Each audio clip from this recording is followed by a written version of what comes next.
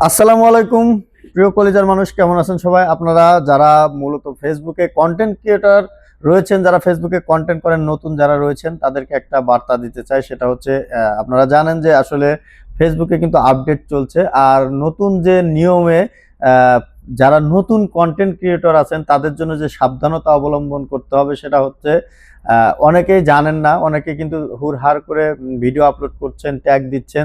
তো আসলে ফেসবুকে কিন্তু নতুন নিয়মে যে ট্যাগ, আমরা যারা ট্যাগ ব্যবহার করি, বিভিন্ন অতিরিক্ত ট্যাগ, তারপরে হচ্ছে আপনার ফেসবুকে আপনি যে টাইটেলটা দিবেন টাইটেলের সাথে ভিডিও ম্যাচিং থাকতে হবে এগুলো, এরপরে একই জিনিস দুইবার আপলোড করা, একই পিকচার দুইবার আপলোড করা, এরপরে অন্যের ভিডিও আপনার ভিডিওর সাথে জয়েন করে ভিডিও করা, এই এই বিষয়গুলোর উপরে কিন্তু ফেসবুক খুব বড় ধরনের একটা নজরদারি করছে।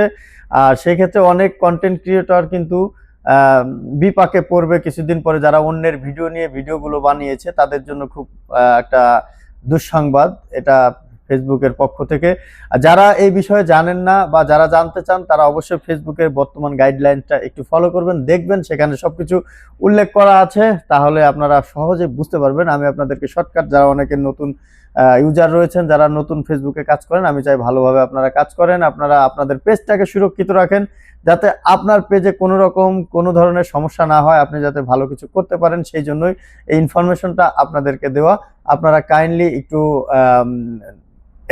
ইংলিশ ইংলিশে দেওয়া আছে, আপনারা বাংলায় করে নেবেন, এরপর আপনারা বুঝতে পারবেন যে কি কি দিক নির্দেশনা বর্তমান ফেসবুক দিচ্ছে। এখন কিন্তু দেখবেন আপডেটে কিন্তু মেসেঞ্জার বলেন সবকিছুতেই মোটামুটি পরিবর্তন এসেছে, আর সবকিছু একটু প্রবলেম চলছে এই আপডেটের কারণে, যার কারণে যারা ফেসবুকে অনেকে হতাশ হয়ে পড়ছে, যে আপনাদের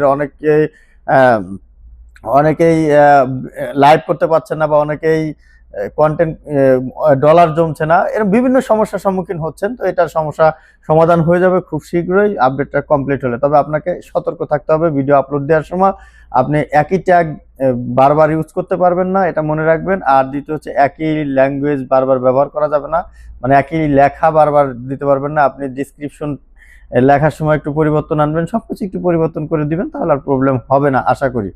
আর যাই হোক, আর যে বিষয়টা হচ্ছে সেটা হচ্ছে অন্যের ভিডিওটার উপরে সবসময় গুরুত্ব দিবেন বেশি, যে কারো ভিডিও আপনি যদি ডাউনলোড করে সেটা যদি আপনার স্ক্রিনে উঠায়ে আপনি ভিডিও করেন, সেটার থেকে একটু সতর্ক থাকবেন।